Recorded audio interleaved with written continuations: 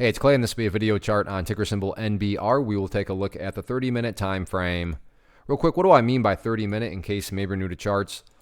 Instead of each one of these candlesticks here representing 1 day's worth of price action, which is what you would normally see, each one represents 30 minutes. So while this here may look like several days worth of time, it's actually today's price action broken down into 30-minute time slices.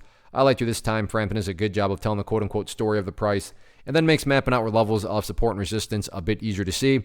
I don't mean to state the obvious, but I will anyways. Very nice movement today, not only from the price action point of view, but you look down here at the volume and well above average volume on the day. So a lot of eyeballs on this one. So let's map out some areas of support and resistance going forward. Did this analysis a while ago, so that is where these annotations are coming from. And actually, we have a great real life example of the trend line break.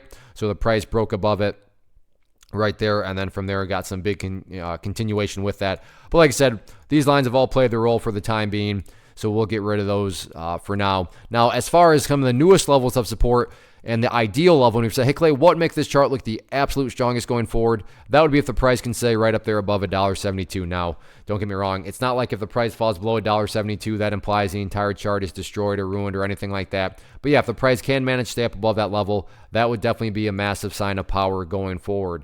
Taking a step back and looking at all this from the bigger picture point of view, that is where the purple line here comes into play, the famous 50-period simple moving average. Keyword being moving. As time goes by, this line here is going to move itself higher and higher. So a very straightforward way to gauge the health of the move.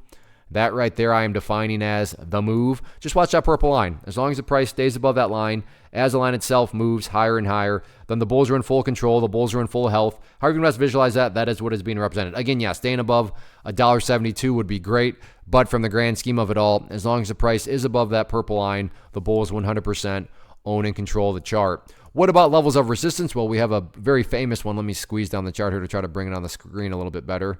I think you can see the pink line there already, but there we go. So that pink line right there on my chart is representing the famous 200-period moving average. And even if you have a very basic understanding of charts, I'm sure you've heard of that, moving average, and you know that when the price is down below it, it does tend to act as resistance. So going into next week, $1.82, public enemy number one. All in all, though, any way you look at it, great way to end the week, great volume, great price movement. And now let's see if the bulls can build upon this momentum or not next week.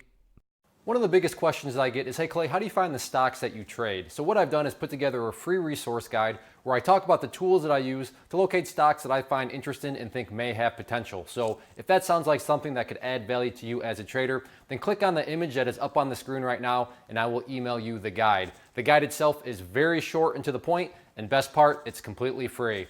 Thanks for watching the video. Let me know if you have any questions.